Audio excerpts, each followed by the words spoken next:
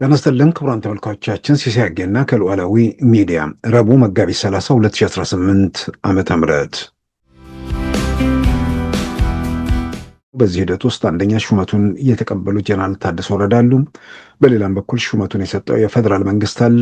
እንዲሁም ትግራይ ውስጥ ሆነው ከሹመቱ ጋር በተያያዘ በተቃውሞ ውስጥ ያሉ ከጀነራል ታደሰ ጋር በአንድ በኩል የሚስማሙ፣ በሌላ በኩል ደግሞ በቅራኔ ውስጥ ያሉ በዶክተር ደብረጽዮን ገብረ ሚካኤል የሚመራው ትግራይ ውስጥ ያለው የፖለቲካና ወታደራዊ መሪዎች ያሉበት አንድ ቡድን አለ።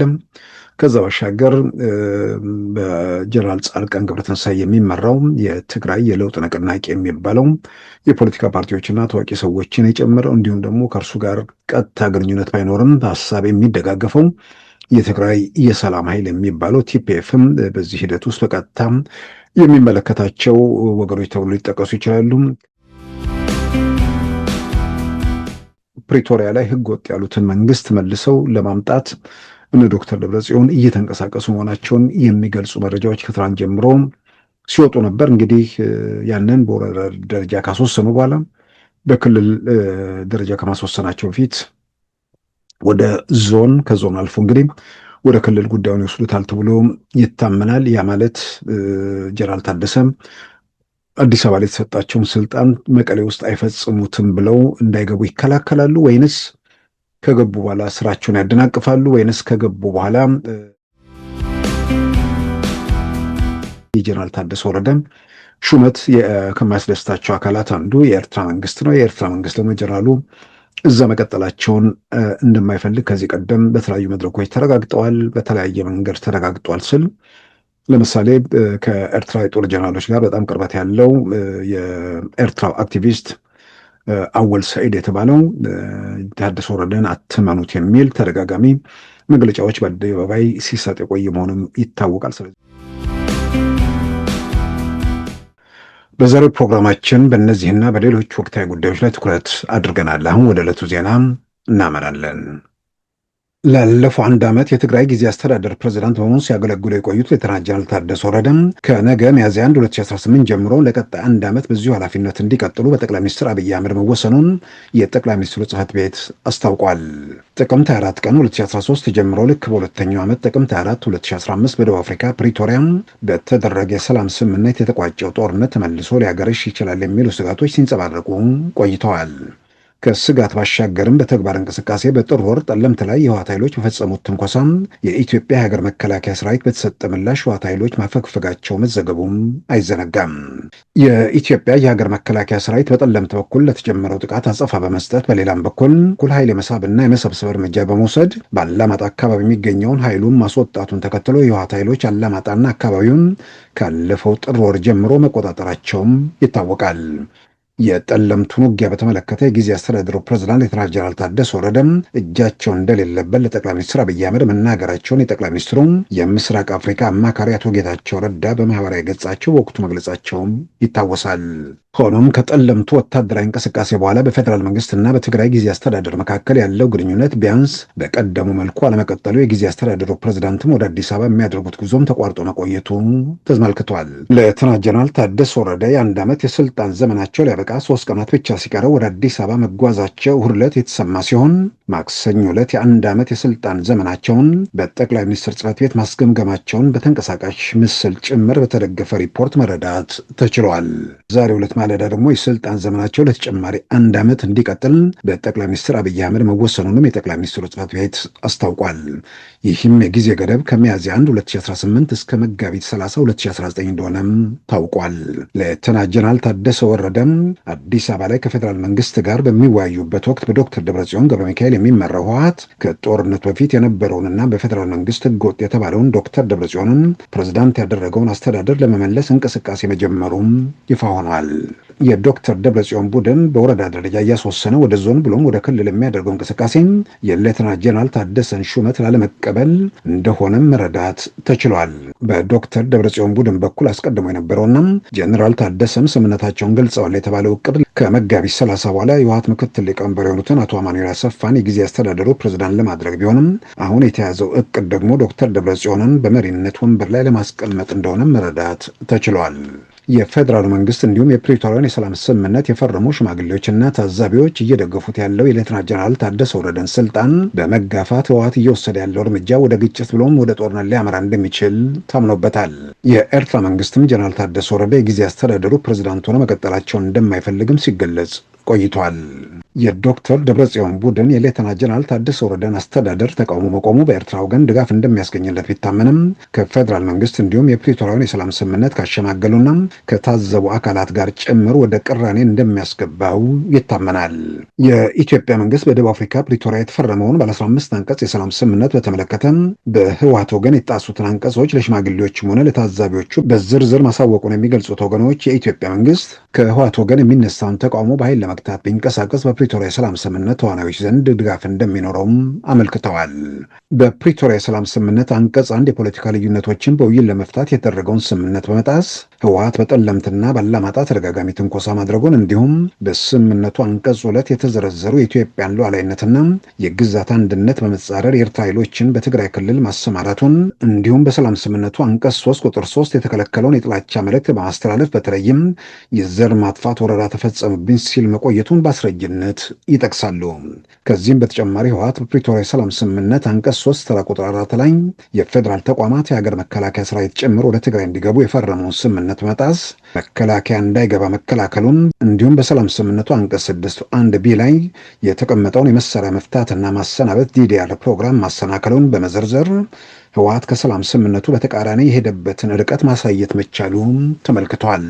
በዚሁ አንቀጽ 6 1 ላይ በኢትዮጵያ ብቸኛው የሀገር መከላከያ ሰራዊት የኢትዮጵያ ፌዴራል መከላከያ ሰራዊት መሆኑን ተቀብሎ ከፈረመ ከ4 ዓመታት በኋላ የትግራይ መከላከያ ኃይል የሚለውን አደረጃጀት ይዞ መቀጠሉን እንዲሁም በአንቀጽ 7 የተቀመጠውን የፌዴራል መንግስት ተቋማትን ማክበር የሚለውን በመጻረር ከኢትዮጵያ ብሔራዊ ምርጫ ቦርድ እውቅና ውጭ የፓርቲ ጉባኤ በማካሄድ መሪ መሰየሙን በተጨማሪም በዚሁ አንቀጽ 7 ቢ ላይ የታጠቁ ኃይሎችን መደገፍም ሆነ መተባበር ለማቆም የተስማማ ቢሆንም በተግባር ግን ከፋኖና ሸኔን ከመሳሰሉ ኃይሎች ጋር እየተባበረ መገኘቱን በዚሁ አንቀጽ 7 ዲ ላይ ደግሞ ታጣቂ መመልመል ማሰልጠንና ማሰማራት የተከለከለ ቢሆንም ህወሓት ግን እያሰለጠነና እያስታጠቀ እንዲሁም እያሰማራ መሆኑ ሸምጋዮቹም ሆነ ታዛቢዎቹ በዝርዝር እንደሚያውቁት መረዳት ተችሏል። በዚሁ አንቀጽ 7 ኤ ላይ ህገ መንግስቱ ከሚፈቅደው ውጭ ከውጭ ኃይል ጋር መተባበር የተከለከለ ቢሆንም ከኢትዮጵያ መንግስት አንጻር በጠላትነት ከቆመው የኤርትራ መንግስት ጋር በትብብር እየሰራ መሆኑን እንዲሁም በስምምነቱ አንቀጽ 10 ላይ ጊዜ አስተዳደር እንደሚመሰረት በግልጽ የተመለከተ ቢሆንም ህገ ወጥ ነው የተባለውን አስተዳደር መልሶ ለመትከልና ዶክተር ደብረጽዮን ገብረ ሚካኤልን ፕሬዝዳንት ለማድረግ መንቀሳቀሱ በሽማግሌዎችም ሆነ በታዛቢዎቹ ዘንድ በግልጽ የሚታወቅ በመሆኑ የኢትዮጵያ መንግስት ህግ ለማስከበር የሚያደርገው እርምጃ ሙሉ ድጋፍ እንደሚኖረውም ለጉዳዩ ቅርበት ያላቸው ወገኖች ያምናሉ። የኢትዮጵያ ፌዴራል መንግስት የትግራይ ጊዜ አስተዳደርን ለማቋቋምና የአስተዳደሩን ኃላፊዎች ለመሾም በመጋቢት 2015 የሚኒስትሮች ምክር ቤት ደንብ ያወጣ ሲሆን የስልጣን ዘመን ለመወሰን ደግሞ አዋጅ ቁጥር 359 ህዝባር 1995 አንቀጽ 14 2 ለን ተፈጻሚ ማድረጉም አይዘነጋም። በዚህም መሰረት የፕሪቶሪያ የሰላም ስምምነት በተፈረመ በአራተኛው ወር መጋቢት 14 ቀን 2015 ዓ.ም አቶ ጌታቸው ረዳ የጊዜ አስተዳደሩ ፕሬዝዳንት በመሆን በጠቅላይ ሚኒስትር አብይ አህመድ መሾማቸው ይታወሳል። የአቶ ጌታቸው ረዳ አስተዳደር የ2 ዓመት የስልጣን ዘመን በመጋቢት 2017 ሲያበቃም በፌዴሬሽን ምክር ቤት ውሳኔ የጊዜ አስተዳደሩ ስልጣን ዘመን በ1 ዓመት እንዲራዘም በመወሰኑ ሌተና ጀነራል ታደሰ ወረደ መጋቢት 30 ቀን 2017 ዓ.ም ለ1 ዓመት በጊዜ አስተዳደር ኃላፊነት መረከባቸው ይታወሳል። በዛሬው ዕለት የስልጣን ዘመናቸው ያበቃው ሌተና ጀነራል ታደሰ ወረደም ለተጨማሪ 1 ዓመት ከነገ ሚያዝያ 1 2018 ጀምሮ እስከ መጋቢት 30 2019 በዚሁ ኃላፊነት እንዲቀጥሉ በጠቅላይ ሚኒስትር አብይ አህመድ መወሰኑን የጠቅላይ ሚኒስትሩ ጽህፈት ቤት አስታውቋል። በጸጥታ ጉዳዮች ላይ የሚያተኩረው በፓሪስ የሚታተመው አፍሪካን ኢንቴሊጀንስ የጀነራል ታደሰ ወረደ የስልጣን ዘመን ማብቃቱን ተከትሎ በፌዴራል መንግስትና በህዝባዊ ወያኔ ሓርነት ትግራይ መካከል ውጥረት እንደሚጨምር ከትላንት በስቲያም ዘግቧል። መላው የኢራን ስልጣኔ ዛሬ ምሽት ያበቃለታል፣ በፍጹም እንዳይመለስ ሆኖም ይወድማል። የአሜሪካው ፕሬዝዳንት ዶናልድ ትራምፕ ለኢራን ያስቀመጡት የጊዜ ገደብ እያበቃ በነበረበት ወቅት የሰጡት ይህ ማሳሰቢያ በፓኪስታን ሽምግልናና በቻይና ጥራት ወደ በጎ ምዕራፍ ተሸጋግሯል። የሺህ ዓመታት ታሪክና በዩኔስኮ ብቻ የተመዘገቡ የ29 ቅርሶች ባለቤት የሆነችው ኢራን ከውድመት ስታመልጥ የዓለምን ኢኮኖሚ ያናጋው የሆርሙዝ ሰርጥም ተከፍቷል። የሰላም ስምምነቱን ተከትሎ የነዳጅ ዋጋ መውረድ መጀመሩ ተመልክቷል። የበላይ መሪዋን አያቶላ አሊ ሐማኔን ጨምሮ የጦር ኃይሎች ጠቅላይ አዛዧን፣ የመከላከያ ሚኒስትሯን እንዲሁም የደህንነት ኃላፊዋን ጨምሮ በርካታ ቁልፍ ባለስልጣናቷን በጦርነት የመጀመሪያው ቀናት በአየር ጥቃት ያጣችው ኢራን በብዙዎች ግምት ከመነሻው እንዳበቃላት ቢታመንም እየወሰደች ባለችው የአጸፋ ጥቃት ከእስራኤል ባሻገር የአረብ ሀገራትን ጭምር ማስጨነቋ እንዲሁም የሆርሙዝ ሰርጥን በመዝጋት የዓለምን ኢኮኖሚ ማናጋቷ ኢራን ቬኔዙዌላ አይደለችም የሚለው መፈክራቸው የማያጠራጥር ሆኖ ቀጥሏል። ከ38 ቀናት በኋላ ሁለቱም ወገኖች የተደረሰውን ስምምነት ድላቸው አድርገው እየገለጹ ሲሆን ኢራናውያን በቅድሚያ የጥቃት ኢላማ ይሆናሉ የተባሉ የኃይል ማመንጫዎችንና ድልድዮችን በመክበብ በኋላም አደባባይ በመውጣት ለመንግስታቸው አጋርነት በመግለጽ ላይ ይገኛሉ። ከትናንት ጀምሮ ለሁለት ሳምንታት የሚቆየው የተኩስ አቁም ስምምነት በሊባኖንና ጋዛ ጭምር ተግባራዊ እንዲሆን ኢራን ከመነሻው ባቀረበችው የመደራደሪያ ነጥብ ውስጥ ቢካተትም የሁለቱ ሳምንታት የተኩስ አቁም ስምምነት ሊባኖንን አይጨምርም በሚል የእስራኤሉ ጠቅላይ ሚኒስትር ቤንጃሚን ኔታንያሁ በሊባኖን ላይ ጥቃቱ ሊቀጥል እንደሚችል አመልክተዋል። የተደረሰውን የተኩስ አቁም ስምምነት ሀገራትና የተባበሩት መንግስታት ድርጅት ዋና ጸሐፊ አንቶኒዮ ጉተሬዝ በአድናቆት የተቀበሉ ሲሆን የዩናይትድ ኪንግደም ጠቅላይ ሚኒስትር ካይር ስታርመር የሁለቱ ሳምንታት ተኩስ አቁም ዘላቂ እንዲሆን ከአጋሮቻቸው ጋር በመሆን እኛም ማድረግ የምንችለውን ሁሉ በማድረግ እናዘልቀው ሲሉ ጥሪ አቅርበዋል። በ38ኛው ቀን ተስፋ የታየበትና ከነገ በስቲያ አርብ ንግግር እንደሚጀምርበት የተገለጸው የኢራን ጦርነት በአጠቃላይ ከ3700 እስከ 9000 ሰዎች እንዳለቁበት ሲገመት ብዙሃኑ ሟቾች ከ2000 እስከ 7300 የሚገመቱት ኢራናውያን መሆናቸውም ተመልክቷል።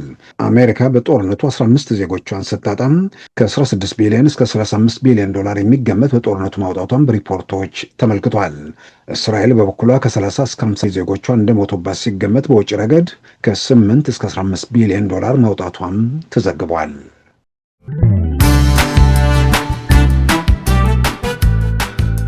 ሉዓላዊ ሚዲያን ይደግፉ። ስራዎቻችንን ለብዙ እንድናደርስ ሰብስክራይብ፣ ሼር፣ ላይክ በማድረግ ሉዓላዊ ሚዲያን ያጠናክሩ። እውነትን እንዘግባለን፣ ኢትዮጵያዊነትን እናቀነቅናለን። መድረኩ ግን ለሁሉም አመለካከት ክፍት መሆኑን እናረጋግጣለን። ሉዓላዊ ሚዲያ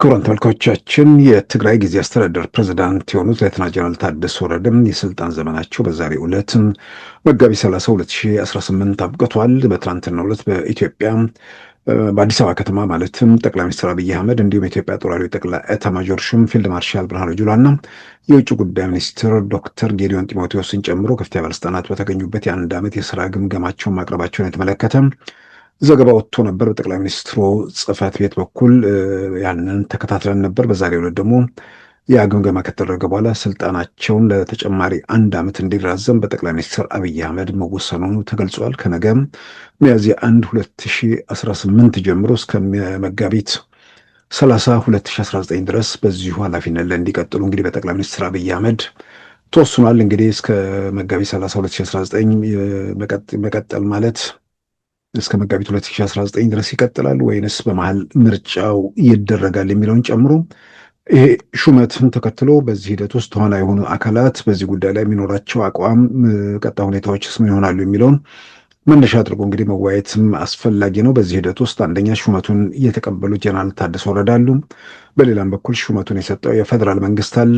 እንዲሁም ትግራይ ውስጥ ሆነው ከሹመቱ ጋር በተያያዘ በተቃውሞ ውስጥ ያሉ ከጀነራል ታደሰ ጋር በአንድ በኩል የሚስማሙ፣ በሌላ በኩል ደግሞ በቅራኔ ውስጥ ያሉ በዶክተር ደብረጽዮን ገብረ ሚካኤል የሚመራው ትግራይ ውስጥ ያለው የፖለቲካና ወታደራዊ መሪዎች ያሉበት አንድ ቡድን አለ። ከዛ ባሻገር በጀነራል ጻድቃን ገብረትንሳኤ የሚመራው የትግራይ የለውጥ ንቅናቄ የሚባለው የፖለቲካ ፓርቲዎችና ታዋቂ ሰዎችን የጨመረው እንዲሁም ደግሞ ከእርሱ ጋር ቀጥታ ግንኙነት ባይኖርም በሀሳብ የሚደጋገፈው የትግራይ የሰላም ኃይል የሚባለው ቲፒኤፍም በዚህ ሂደት ውስጥ በቀጥታ የሚመለከታቸው ወገኖች ተብሎ ሊጠቀሱ ይችላሉ።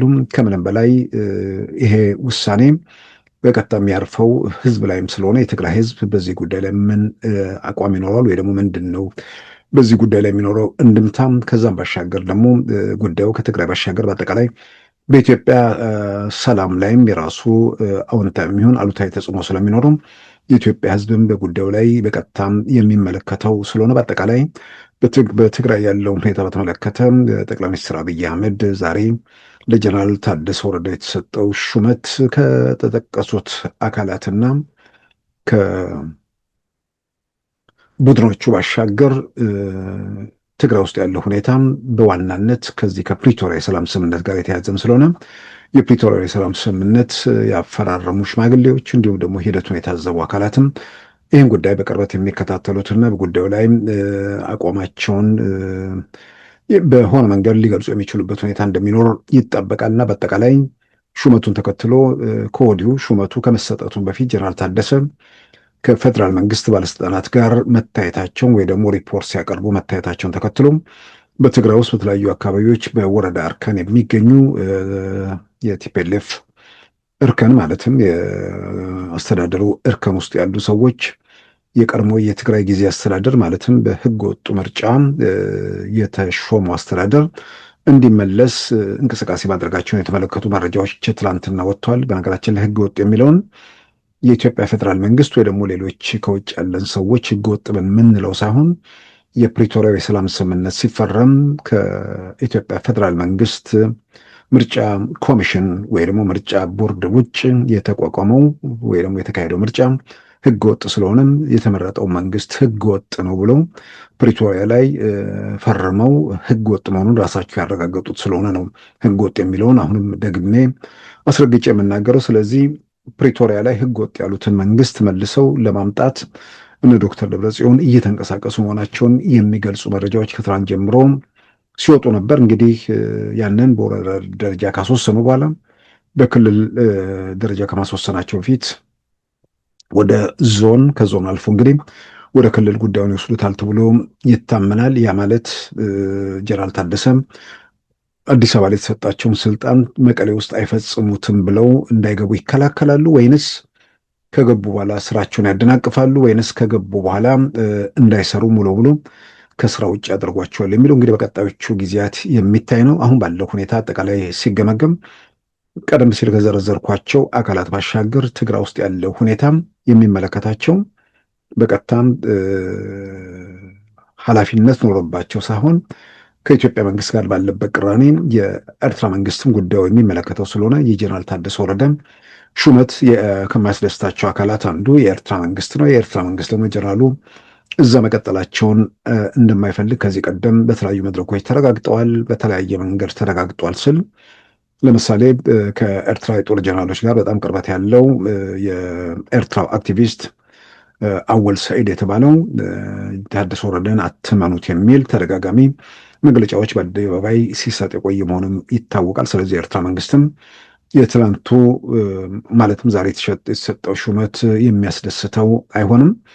ስለዚህ ህዝባዊ ወያኔ ሓርነት ትግራይ በዶክተር ደብረጽዮን የሚመራው ቡድን በአንድ በኩል ስልጣኑን ከመፈለግ ጋር ተያይዞ በሌላም በኩል ደግሞ ከኤርትራ መንግስት ካለው ትብብር ጋር ተያይዞ የሹመቱን ተከትሎ ምን አይነት አቋም ይወስዳል የሚለው እርምጃዎቹ ምን እንደሚሆኑ ከወዲሁ ምልክት እየሰጠ ነው። ነገር ግን ጀነራሉ እንዳይገቡ ይከላከላሉ ወይ? ስልጣናቸውን ከመድረሳቸው ወይ ደግሞ እዛ ከመሄዳቸው በፊት ስልጣናቸውን ሊቆጣጠሩ የሚችልበት ሁኔታ አለ ወይ የሚለው እንግዲህ የሚታይ ነው። ግን ካሉት ሁኔታዎች ተነስቶ በአንድ በኩል እነ ዶክተር ደብረጽዮን ለስልጣኑ ካላቸው ፍላጎት፣ በሌላም በኩል ከኤርትራ ጋር በሚያደርጉት ትብብር ላይ ያለምንም መሀል ላይ ያለ ወይ ደግሞ ችግር የሚፈጥር ወይ ደግሞ ለዛ ሂደት እንቅፋት የሆነ አካል በሌለበት በሙሉ ትብብር ለማድረግ ምቹ ሁኔታን ለመፍጠር በእነዚህ ሁለት ምክንያቶች ከዛም ባሻገር የኤርትራ መንግስት የጀነራል ታደሰን አለመኖር ስለሚፈልግ በእነዚህ ምክንያት ጀነራሉ ስልጣናቸውን እንዳይረከቡ ለመከላከል በእነ ዶክተር ደብረጽዮን በኩል ጥረት እንደሚደረግ ብቻ ሳይሆን ምናልባትም ስልጣናቸው ላይ ጨርሶ መቀጠል የማይችሉበት ሁኔታ ለመፍጠር ይንቀሳቀሳሉ ተብሎ ይታመናል። ይህንን እርምጃቸውን በተወሰነ ደረጃ ሊገታው የሚችል ወይ ደግሞ ፍሬን እንዲይዙ ያደርጋቸዋል ተብሎ የሚታመነው የፕሪቶሪያ የሰላም ስምምነት ያፈራረሙ አካላት በተለይም ደግሞ ጉልበት ያላቸው የታዛቢነት ሚና የተጫወቱት የአውሮፓ ህብረትና የአሜሪካ መንግስት እንዲሁም የተባበሩት መንግስታት ኢጋድም አለ። በእነሱ በኩል የሚወሰዱ የትኛውም እርምጃዎች ከፕሪቶሪያ የሰላም ስምምነት ያፈነገጠ እርምጃ ለሚያስከትለው ውጤት ኃላፊነቱ የእናንተን የሚለውን ግልጽ መልእክት ያስተላልፉላቸዋል ተብሎ ስለሚታመን በቲፒኤልኤፎቹ በኩል ወደ ውጊያ ወደ ግጭት ለመግባት ከዚህ የተሻለ ጊዜ የለም ብለው ካሰቡ ከጀነራል ታደሰ ወረደን ከሂደቱ ለማደናቀፍ ሙሉ በሙሉ ስልጣን ላይ እንዳይቀመጡ ለመከላከል ይንቀሳቀሳሉ ተብሎ ይታመናል።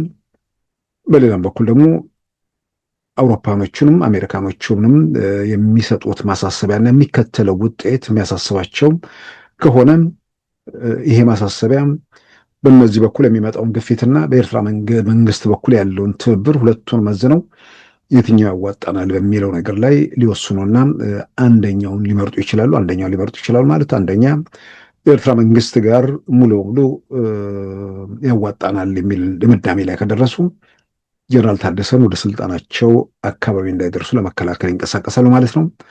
በሌላ በኩል አውሮፓኖቹና አሜሪካኖቹ የታዛቢነት ሚና የሚጫወቱበት የአፍሪካ ህብረት የሽምግልና የፕሪቶሪያ የሰላም ስምምነት የፈራረሙት አካላት ይህን ሂደት የምታደናቅፉ ከሆነ ለሚከተለው ነገር ኃላፊነት ትወስዳላችሁ የሚል ነገር ካመጡባቸው በዚህ በኩል የሚመጣውን ነገር ስለሚሰጉ ምርጫው ኤርትራ ትታደገናለች ወይንስ አደጋ ሲመጣብን እነዚህ ወገኖች ይጠብቁናል የሚለው መካከል ላይ አጣብቂኝ ውስጥ ሊገቡ የሚችሉበት ሁኔታ ይኖራል ተብሎ ይታመናል።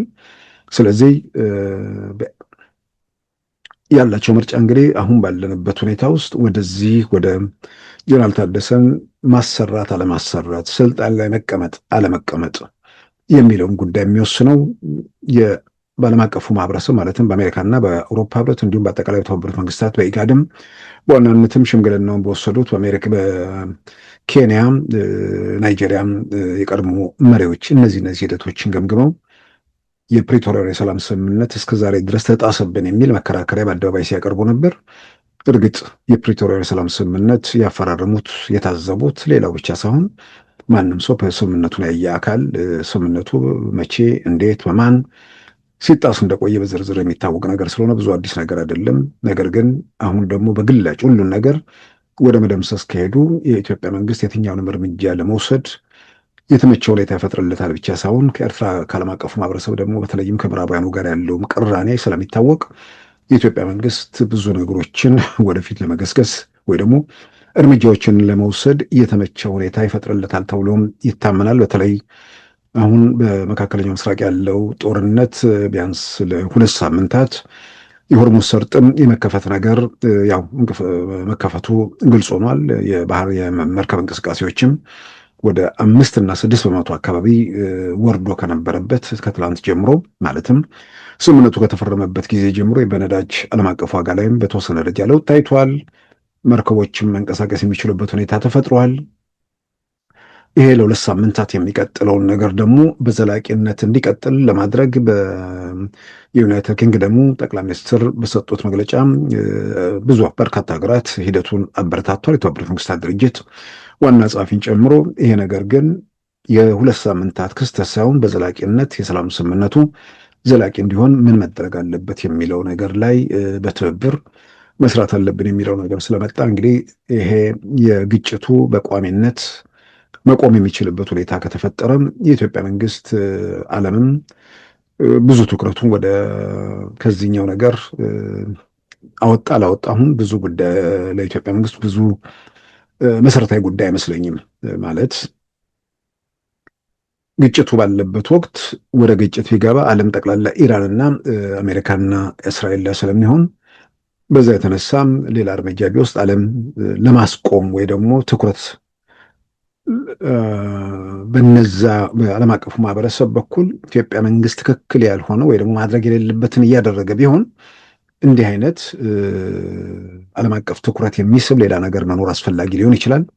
አሁን ግን የኢትዮጵያ መንግስት የደቡብ አፍሪካ ፕሪቶሪያ ላይ የተፈረመ የሰላም ስምምነትን በአጠቃላይ ለአካባቢው ሰላም ዋስትና የሚሰጥ ነገር ላይ ወደ እርምጃ የሚሄድ ከሆነ ግጭት ኖረ አልኖረ፣ ብዙ ዓለም አቀፍ ትኩረት የሚስብ ነገር ኖረ አልኖረ፣ ብዙ የሚለወጠው ነገር አለ። ይልቁንም የኢትዮጵያ መንግስት የሚያደርገው ነገር ለአካባቢው ሰላም ጭምር አስፈላጊ ነው ብለው በማመን ሀገራቱም ማለትም በታዛቢነት ሂደት ውስጥ ያሉት ተሰሚ ተጽዕኖ ፈጣሪ የሆኑት የአውሮፓ ህብረትና የአሜሪካ መንግስት በዚህ በኩል የራሳቸውን አዎንታዊ ሚና ይጫወታሉ ተብሎ ስለሚታመን የኢትዮጵያ መንግስት ቀውሱ ከዚህ ከእንትን ጋር ተያይዞ ያለው ቀውስ መርገቡ ወደ ሌሎች እርምጃዎች ለመውሰድ ለሚያበረታታው በአጠቃላይ ለዓለም ሰላምም ለአካባቢው መረጋጋትን የኢትዮጵያ መንግስት የሚወስደው እርምጃ የሰላም ስምምነቱ እንዴት በማን ለምን እንደተጣሰ በዝርዝር የሚያውቁ ሀገራት ይህን ሂደት ይደግፋሉ ተብሎ ይታመናል። እንግዲህ ቲፒኤልኤፎቹ የኤርትራ መንግስት ያዋጣናል ብለው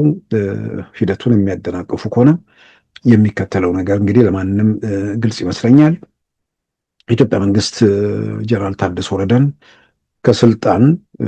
ስልጣናቸውን አልቀበልም ብሎ ወዲያውኑ የህወሓት ቡድን የሚገፋ ከሆነ ወዲያውኑ ወደ እርምጃ ያመራል ወይስ በራሱ በኩል የሚያሰላው የሚጠብቀው ነገር ይኖራል የሚለው እንግዲህ በሂደት የሚታይ ነው። ዞሮ ዞሮ ግን አሁን ባለንበት ሁኔታ ውስጥ የኢትዮጵያ መንግስት የወሰነው ትልቅ እርምጃ ነው ብዬ በግሌ ያምናለሁ።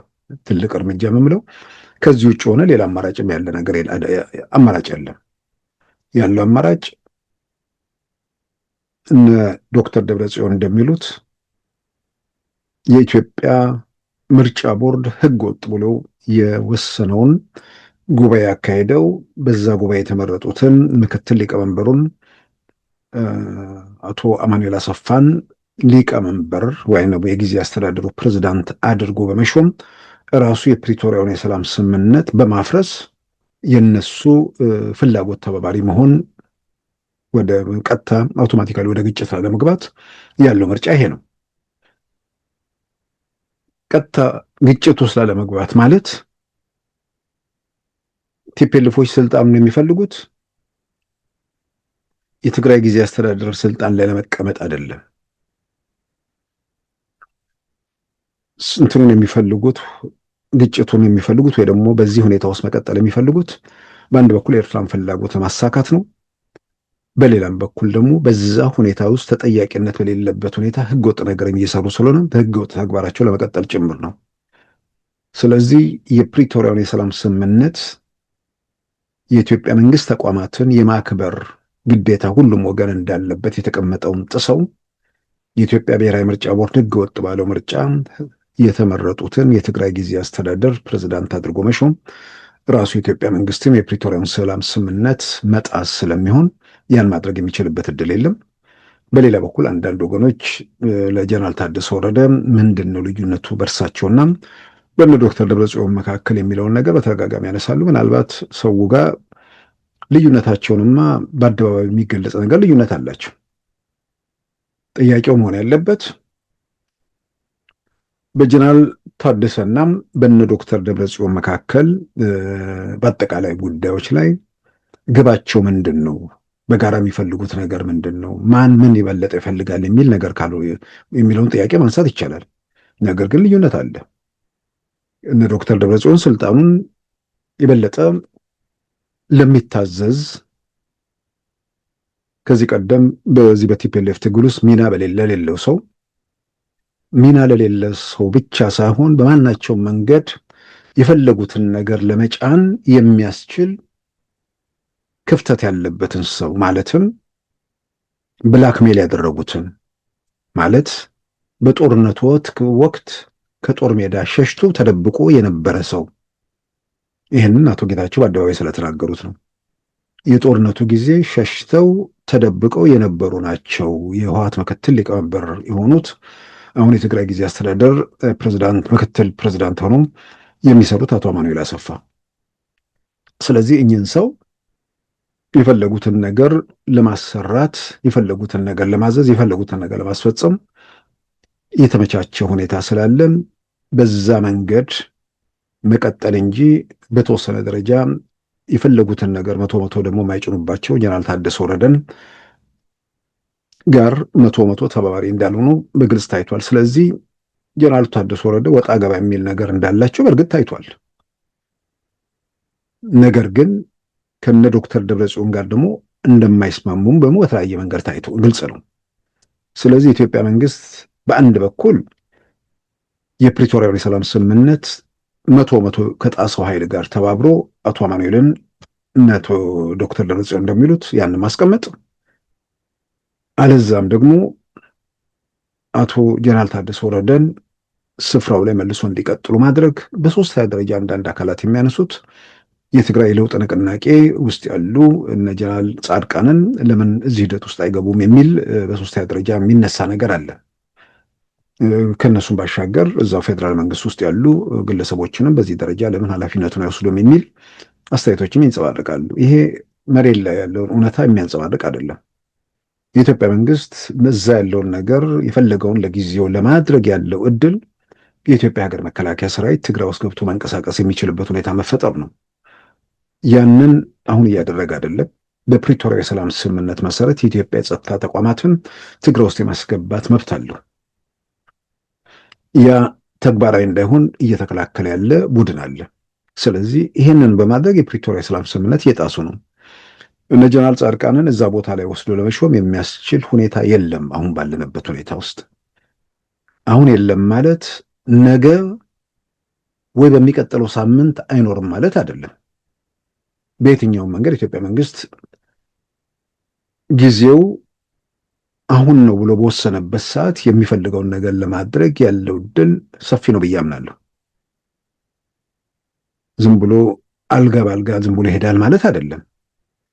የተጠና ወታደራዊ እርምጃ በመውሰድ በተቻለ መጠን ማህበረሰቡ ላይ ጉዳት የማያደርስ ሁኔታ በማስከተል ዘላቂ መውጫ እንደሚያመጣ ምንም የሚያጠራጥር ነገር አይደለም። እዛ ጋር ግን ከመደረሱ በፊት አሁን ባለው ሁኔታ ውስጥ የኢትዮጵያ መንግስት ህገ ወጡን የቲፒኤልኤፍ ቡድን ያስቀመጠውን ወይ ደግሞ የሚፈልገውን አቶ አማኑኤልን መሾም አሊያም ጀነራል ታደሰን ማስቀመጥ ከዛ ውጭ የሆነ ነገር እንዳለ መተው ነው። እነ ጀነራል ጻድቃንን እዛ ሂደቱ ማስገባት አሁን ባለው ሁኔታ ውስጥ አዲስ አበባ ላይ ተቀምጠው አስተዳደር ፕሬዝዳንቱን የውሰዱ የሚል ነገር ካልሆነ በስተቀር እዛ ገብተው ለነሱ ዋስትና መስጠት እንኳን የሚችል አሁን አካል የለም።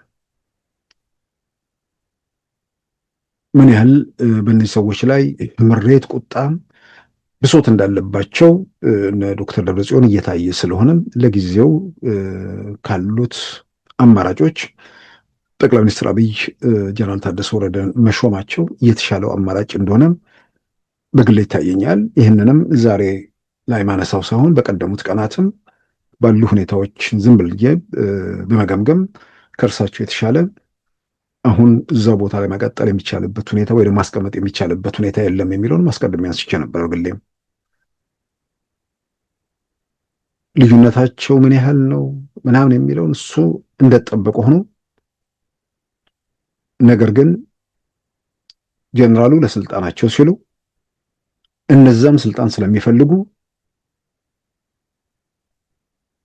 ቢያንስ በቅራኔ ውስጥ መኖራቸው ራሱ በተወሰነ ደረጃ ጥቅም እንጂ ጉዳት የለውም። አሁን ጥያቄው ይሄ ነገር እስከምን ድረስ ይሄዳል፣ ይቀጥላል አይቀጥልም የሚለው ነገር እንግዲህ በቀጣዮቹ ቀናት የሚታይ ነው። በእርግጠኝነት ግን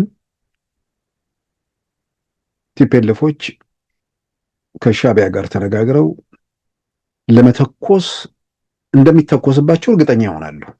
ጀነራል ታደሰን ከሂደቱ ማደናቀፍ ወይ ደግሞ እንዳይቀመጡ ማድረግ የኢትዮጵያ መንግስት ሙሉ በሙሉ ወደ እርምጃ እንዲያመራ በር መክፈት ስለሆነ ራሳቸውን ለዛ አዘጋጅተው ከሆነ ወደ እዚህ እርምጃ ይሄዳሉ ተብሎ ይታመናል።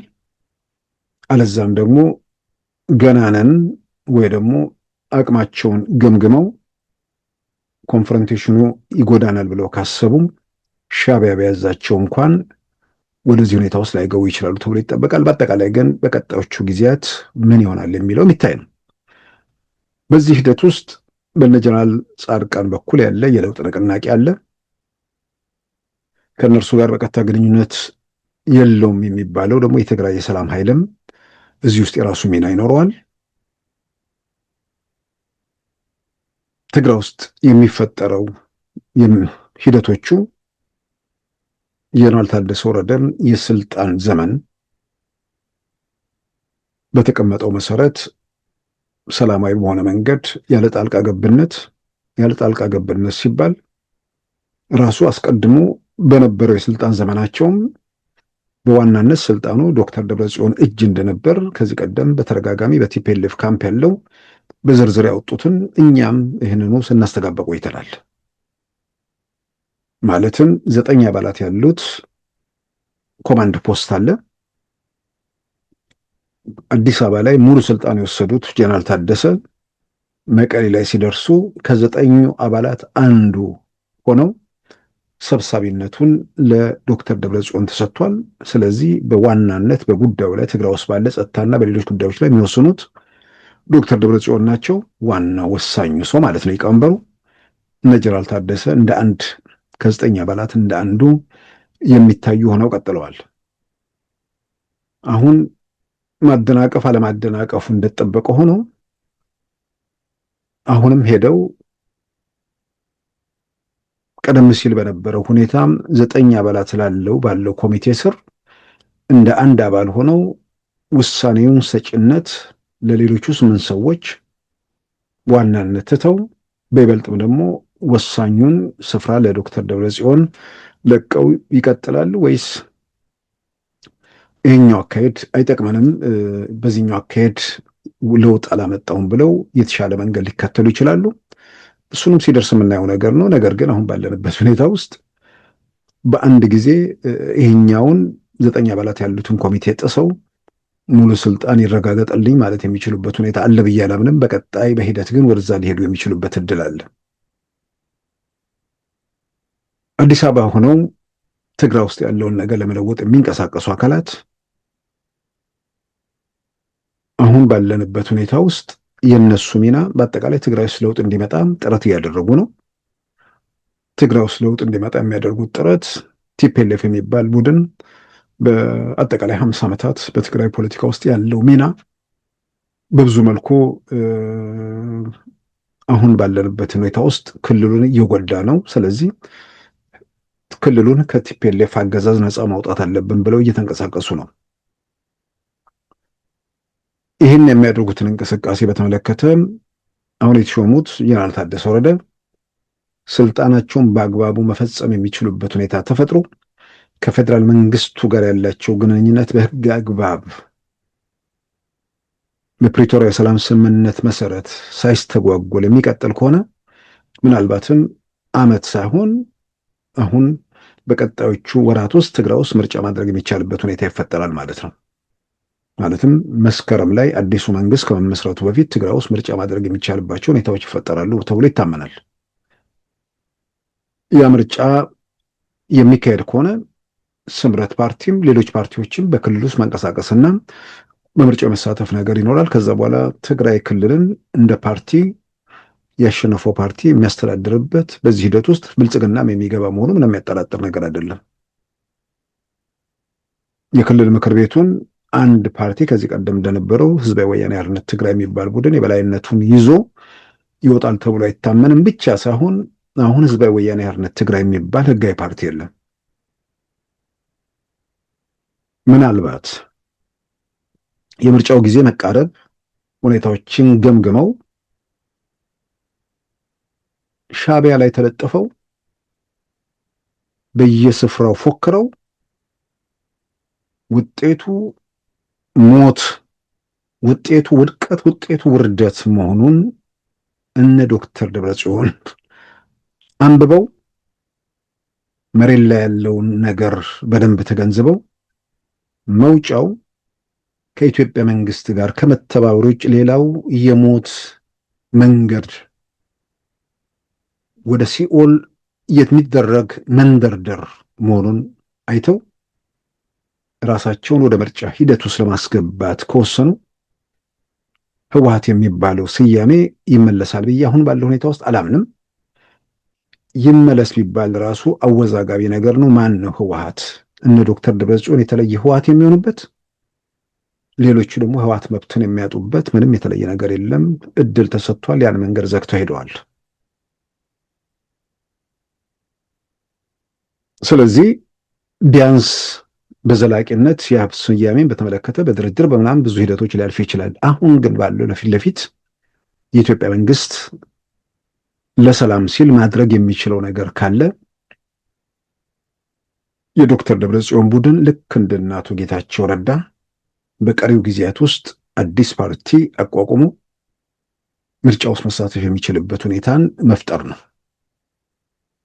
በራስ የሚተማመን በያዘው ዓላማ በአቅሙ በችሎታው በህዝብ ዘንድ ባለው ተቀባይነት የሚተማመን አካል ሰዎች ልጆቻቸው ህይወታቸውን አካላቸውን ምናምን ካጡበት ሁኔታ ጋር ራሳቸውን አታች ከሚያደርጉት ወይም ከሚያገናኙበት ላይ እሱ ላይ መንጠልጠል የለበትም። መንጠልጠል ያለበት በዓላማ ጥራቱ፣ መንጠልጠል ያለበት በብቃቱ ነው። ስለዚህ እነ ዶክተር ደብረጽዮንም ፓርቲ አቋቁመው ከነ ዶክተር አቶ ጌታቸውም ከሌሎቹም ጋር ተፎካክረው ትግራይን ማስተዳደር የሚችሉበት ትግራይን ብቻ ሳይሆን በፌዴራል ደረጃ መወዳደር የሚችሉበት አሁን በእርግጥ ጊዜው ረፍዷል። በፌዴራል ደረጃም ሲባል ምንም የተለየ ነገራችን ላይ የሚመጣ ነገር የለም። 38 የፓርላማ ወንበር ይኖራል። በዛ 38 የፓርላማ ወንበር የተወሰኑት አሁን አወዛጋቢ ተብለው ከሂደት ወጥተዋል። ወደ 34 ነው የፓርላማ ወንበሮች አሉ። እነሱንም ምርጫ ያካሄደባቸውና ወደ ፓርላማ መግባት የሚቻልበት ሁኔታ ይፈጠራል። ስለዚህ በቀጣይ የሚሆነው ነገር ላይ እነ ዶክተር ደብረጽዮን ሌሎቹም ትግራይ ውስጥ ምርጫ የሚደረግበት ሁኔታ ይፈጠራል። እዛ ሜዳ ላይ ብልጽግናን ጨምሮ ሁሉም የሚሳተፉበት ሁኔታ ከተፈጠረ በኋላ ዝም ብለን ነገሮችን ስንገመግም አሁን ትግራይ ውስጥ ያለውን የኃይል አሰላለፍ ሲታይ የትኛውም ፓርቲ ከዚህ ቀደም እንደነበረው ጠቅልሎ ክልል ምክር ቤቱ መውሰድ የሚችልበት እድል ያለ አይመስልም።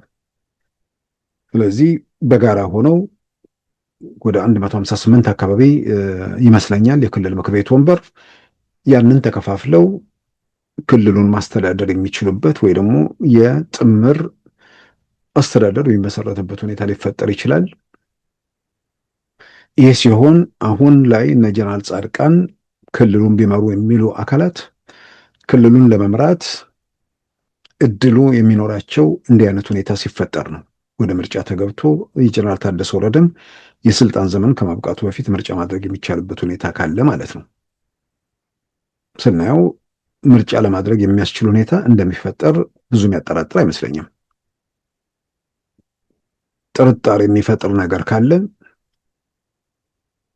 አሁን ከመስከረም በፊት ምርጫ አድርጎ ለመስከረም መጨረሻው ሳምንት የመጨረሻው ሰኞ ድረስ ማዘጋጀት ይቻላል ወይ የሚለው ካልሆነ በስተቀር በጀነራል ታደሰ ወረደ የስልጣን ዘመን ምርጫውን ማድረግ የሚቻልበት እድል መቶ የሚባል ደረጃ እንደሚኖር የሚያጠራጥር አይደለም። ማለት እስከ መጋቢት 30 2019 ነው በዛ ስልጣን ቦታ ላይ የሚቆዩት። በዚህ ጊዜ ውስጥ ምርጫው ተደርጎ እዛ ሂደት ውስጥ መግባት የሚቻልበት ሁኔታ ካለ አንደኛው የመውጫ መንገድ እንግዲህ ትግራይ ውስጥ ያለው ሁኔታ ለማስተካከል ያለው እድል ይሄ ነው። እነ ዶክተር ደብረጽዮንና ኩባንያው የሆነ ሰይጣን ሹክ ብሏቸው ሞትን ውርደትን ለመጨለጥ ቆርጠው መንገዶቹን ከዘጋጉ ጀነራሉንም ከስልጣናቸው ላይ እንዳይቀመጡ መንገድ ከዘጉ ቀጣዩ ተግባር የኃይል እርምጃ እንደሚሆን ምንም ያጠራጥር ነገር አይደለም። የኃይል እርምጃ ሲወሰድ አሁን ጥያቄ የሚነሳው የነ ጀነራል ጻድቃን ጉዳይ እዛ ጋር ሊመጣ ይችላል። አስተዳደሩ ጊዜያዊም ቢሆን መኖር ስላለበት ማለት ነው። ምናልባት አሁን ጀነራል ታደሰ ወረደ አስፈላጊ የተሻለ ተመራጭ መሆናቸው ከነ ዶክተር ደብረጽዮን ጋር ባላቸው ግንኙነትና ቅርበትም ጭምር ነው። እነ ዶክተር ደብረጽዮን ጀነራል ታደሰን አንፈልግም ብለው ወደ ውጊያ ወደ ግጭት ለመግባት ከወሰኑ የኢትዮጵያ መንግስት አካባቢውን ቲፒኤልኤፎችን ካጸዳዳ በኋላ ምርጫ እስኪደረግ ጊዜ አስተዳደር የመሰየሙ እድል ሰፊ ነው። ስለዚህ ጊዜ አስተዳደር በዛ ወቅት የሚሰየም ሲሆን እነ ጀነራል ጻድቃን ናቸው የሚሻሉት፣ እነ ጀነራል ታደሰ የሚለው ነገር ያኔ ሊመጣ ይችላል። አሁን እነ ጀነራል ጻድቃን እዚህ ምርጫ ውስጥ ማስገባት የሚቻልበት የለም። ቲፒኤልኤፍ ቋጥኙ ላይ ሄዶ ከተላተመ በኋላ በሱ ፍርስራሽ ላይ ከዛ በኋላ የሚሆነው ምርጫ ላይ እነ ጀነራል ጻድቃንም ይኖራሉ። ብቻ ሳይሆን ትግራይ ውስጥ የተረጋጋ ሁኔታ ለመፍጠርም ያለው እድል ሰፊ ይሆናል። የትግራይ ሰላም ኃይል በዋናነት እያለውም ያለው ትግራይ ውስጥ ያለውን የጸጥታ ስራ በዋናነት ለማስከበርም የሚንቀሳቀስ ስለሆነ ምናልባት ከዛ በኋላ ትግራይ ውስጥ በሰላም ካለቀ ሁኔታዎችን ገምግመው የጀነራል ታደሰን መንገድ ከፍተው ሂደቱ ላይ ከቀጠሉ ወይ በአጭር ጊዜ ወይ ደግሞ በአንድ ዓመት ጊዜ ውስጥ ምርጫ የሚደረግበት ሁኔታ ይኖራል። መንገዱን ከዘጋጉ ደግሞ ያው ወደ እርምጃ አመርቶ አዲስ ጊዜ አስተዳደር የመሰየም እድሉ ሰፊ እንደሚሆኑ ይታመናል።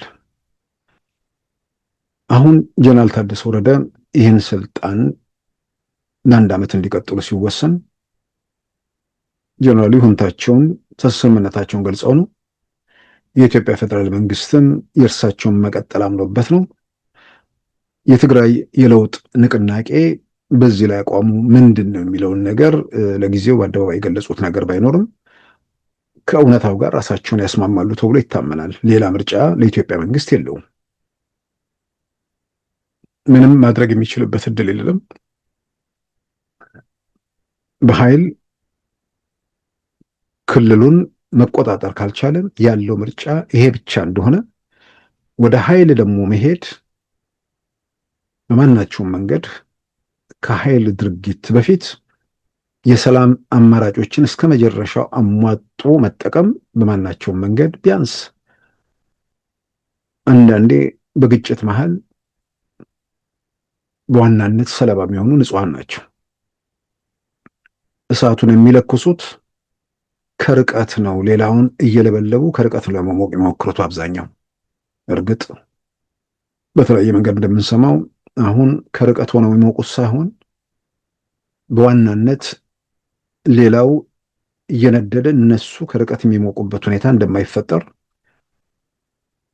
በተለያየ መንገድ የምንሰማቸው እንትኖች ያሉ። ያው ዝግጅቱም የኃይል መንገዱም ከተለመደው ወጣ ያለ በዋናነት ችግር ፈጣሪዎቹ ላይ ችግር ጠማቂዎቹ ላይ የሚያነጣጥር እንደሚሆንም ይታመናል። የምንሰማቸው የምንረዳቸው እነዛ ነው። ስለዚህ በዚህ ሂደት ውስጥ ሰላማዊ ሰው ትግራይ ውስጥ ያለው ሰው ይሄን ዜና ሲሰማ የሆነ ወቅት ውጥረት የተፈጠረበት ሁኔታ አለ። ጀነራል ታደሰ ወደ አዲስ አበባ ከመሄዳቸው በፊት ጠለምት ላይ ከነበረው ውጊያ ጋር በተያዘ ከፌዴራል መንግስቱ ጋር ያላቸው ግንኙነትን የእሳቸውም ተቋርጦ ስለነበር ከጊዜ ወደ ጊዜ ህብረተሰብ ውስጥ ያን አውዳሚ ጦርነት አይቶ በሰቀቀን ውስጥ እንዳለ ምንም ያጠራጥር ነገር አይደለም። በአንጻራዊ መልኩ አቅም ያላቸው ሰዎች ኃላፊነት የማይሰማቸው ሰዎች እጅ ሆነው እሳት ውስጥ መንደድን ስለማይፈልጉ መማገድን ስለማይፈልጉ ወደ ሌላው የሀገራቸው ክፍል አዲስ አበባ ጨምሮ እየሸሹ ነው። ይሄ ባለበት ውጥረት ባለበት ሁኔታ ውስጥ ቢያንስ በፌዴራል መንግስትና በጀነራል ታደሰ መካከል ግንኙነቱ መልሶ መሻሻሉ ብቻም ሳይሆን ስልጣናቸውን ለተጨማሪ አንድ ዓመት እንዲራዘም በኢትዮጵያ ፌዴራል መንግስት በኩል ይሁንታ መገኘቱ ትግራይ ውስጥ መረጋጋትን ሰውን የጦርነት ደመናው ገፈፈ ማለት ባይቻል እንኳን በተወሰነ ደረጃ ስጋት እንዲቀንስለት ሊያደርግለት ይችላል። ስለዚህ በየትኛውም መንገድ ትግራይ ውስጥ ያለው ሰው የሰላም መንገዶች ሁልጊዜም እፎይታ ይሰጡታል ተብሎ ይታመናል። ያ ማለት ስጋት የለበትም ማለት አይደለም። አንድ ኃላፊነት የማይሰማው ቡድን ትግራይ ውስጥ አለ። ያ ቡድን ለዚህ ጉዳይ ያለው ምላሽ ምንድን ነው የሚለው ነገር ደግሞ ምላሽ እስኪያገኝ ድረስ ደግሞ በስጋት ሁኔታዎችን አይከታተልም ማለት አይደለም። ነገር ግን አሁን ባለው ሁኔታ በፌዴራል መንግስትና በጀነራል ታደሰ መካከል ያለው ግንኙነት ወደ ኖርማላይዜሽን መመለሱ አንድ እንደ አዎንታዊ ነገር ይመለከተዋል። ከነ ዶክተር ደብረጽዮን ጋር ጀነራሉ ያላቸው ግንኙነት በቀደመው ሁኔታ እንኳን ቢቀጥል እንደ በጎ ያዋልና ስለዚህ በቀጣይ ሁኔታዎች ላይ በጥንቃቄ እያየ አሁን ባሉ እርምጃዎች ደግሞ ተስፋ አያደርግም ማለት አይቻልም። በቀጥታ ችግሩ ስፍራ የሌለው ሌላውም ኢትዮጵያ ቢሆን ኢትዮጵያ ውስጥ ካለ ሰላም፣ ኢትዮጵያ ውስጥ ካለ ጸጥታ ጋር የተያዘ በዋናነት ህወሓት ከሚባል ቡድን ጋር የተያዘ ስለሆነ የማያልቅ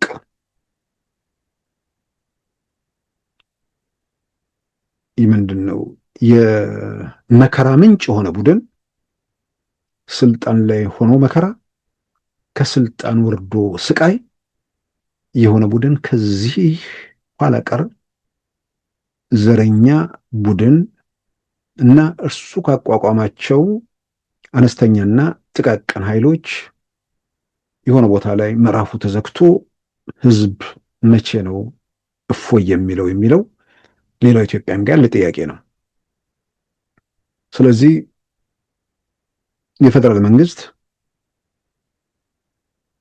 መልሶ ጀነራል ታደሰን በማድረጉ ቅር የሚላቸው ብዙዎች እንደሆኑ ምንም አልጠራጠርም። ምክንያቱም ከጠለምቱ ውጊያ በኋላ ማለትም የጠለምቱን ውጊያ በአንድ በኩል ኢትዮጵያ መከላከያ ሰራዊትን አቅሙን እንፈትሽ ብለው ከተሳካላቸው ደግሞ ወረድ ብለው ገፋ አድርገው ሄደው ወልቃይትን ለመያዝ ያደረጉት ሙከራ እንደሆነ ያው በውጭ ትንተናዎቹ ሊወጣ ነገር ነው እና በዚህ ሂደት ውስጥ በቀጥታ ተዋናይ ናቸው አይደሉም የሚለው እንደተጠበቀ ሆኖ ነገር ግን የኢትዮጵያ መንግስት ባለው በራሱ ግምገማ ሊሆን ይችላል በእሳቸውና በፌዴራል መንግስት መካከል ያለው ግንኙነት ካለፈው ጥር ወር ጀምሮ አሁን አዲስ አበባ እስከሄዱ ድረስ ግንኙነታቸው መቋረጡን የሚገልጹ ነገሮች ነበሩ ስንሰማ የነበረው። የበጀት መያዝ የምናምን ነገሮች ሁሉ የዛ ውጤቶች እንደሆነ በተለያየ መንገድ ሲገለጽ ነበር እና እኚህ ሰው ተመልሰው ተቀመጡ ሲባል ተመሳሳይ ነገር ውስጥ እንዴት ፌዴራል መንግስቱ ይቀጥላል የሚል እንትን የሚያነሱ ሰዎች ይኖራሉ። ቅሬታ የሚያድርባቸው ምንም የሚያጠራጥር ነገር አይደለም። ያው ግን ደግሞ ቀደም ሲል ባነሳሁት መንገድ ቀጥታ ወደ መላተም ከመሄድ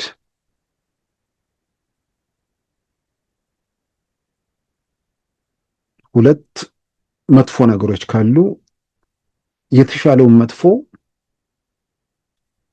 ላንተ ወደሚመች መንገድ ለመቀየር እሱን መጠቀም፣ በሌላም በኩል ደግሞ ሁለት መጥፎ የሚባሉ ነገሮችን አንደኛው ወደ አንተ የተሻለ ሆኖ ወደ አንተ እንዲመጣ ከማድረግ ባሻገር ራሳቸው ሁለት በክፋትና በጥፋት መንገድ ላይ የሚሄዱ አካላት እርስ በርሳቸው በጠላትነት መቆማቸውም ጠላትነታቸው እየሰፋ መሄዱም ጥቅም እንጂ ጉዳት የለውም።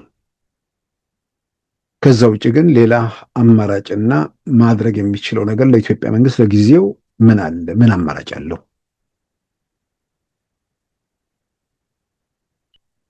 በእርግጠኝነት ግን ያው ይሄ ነገር እየተንከባለለ አይቀጥልም። አንድ ቦታ ላይ ይዘጋል። አንድ ቦታ ላይ ለመዝጋት ግን በጦርነት ከሚሆን ሰዎቹ ወደ ህሊናቸው ተመልሰው መሬት ላይ ያለውን እውነታ አንብበው አነስተኛና ጥቃቅን ቡድኖች በጩኸት ያግዙናል፣ ሻዕቢያ ይተኩስልናል ብለው የሚሄዱበት መንገድ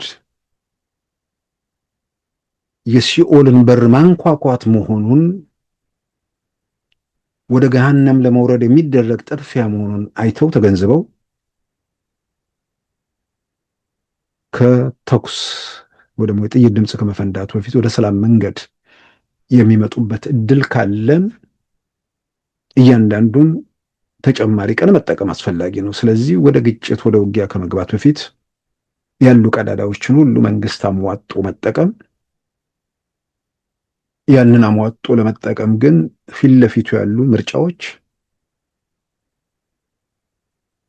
እነ ዶክተር ደብረጽዮን ያስቀመጧቸው መወሰን የማይችሉ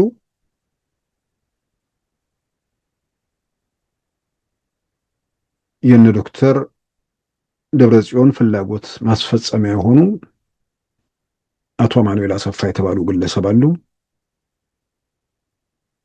በፓርቲ አሿሿማቸው ህገወጥ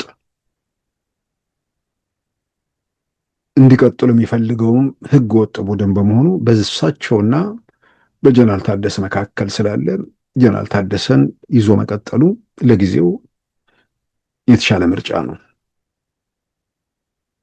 የጀነራል ታደሰ ላይ ቅሬታ ያለባቸው ጥያቄ የሚያነሱ ወገኖች ይሄን እንደሚያስደስታቸው ቢታመንም፣ ነገር ግን ያለ ምርጫ የሚታየው እጅ ላይ ያለው ነገር ይሄ ስለሆነ ከዚህ ሁኔታ ጋር ራስ ማስማማት አማራጭ ያለው ነገር መስሎ አይታየኝም።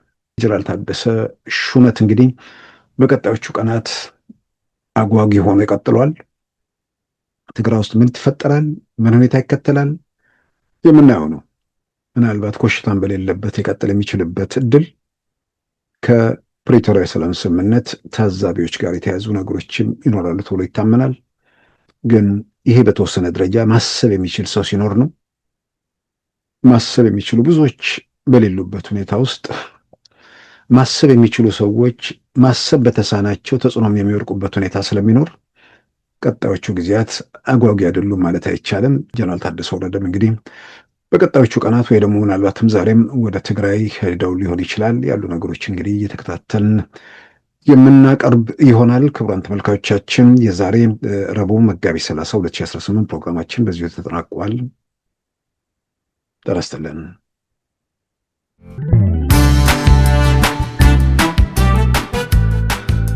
ሉዓላዊ ሚዲያን ይደግፉ። ስራዎቻችንን ለብዙ እንድናደርስ ሰብስክራይብ፣ ሼር፣ ላይክ በማድረግ ሉዓላዊ ሚዲያን ያጠናክሩ። እውነትን እንዘግባለን፣ ኢትዮጵያዊነትን እናቀነቅናለን። መድረኩ ግን ለሁሉም አመለካከት ክፍት መሆኑን እናረጋግጣለን። ሉዓላዊ ሚዲያ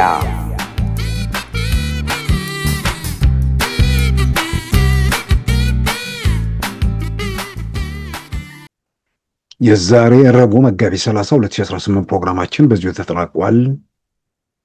ጤና ይስጥልን።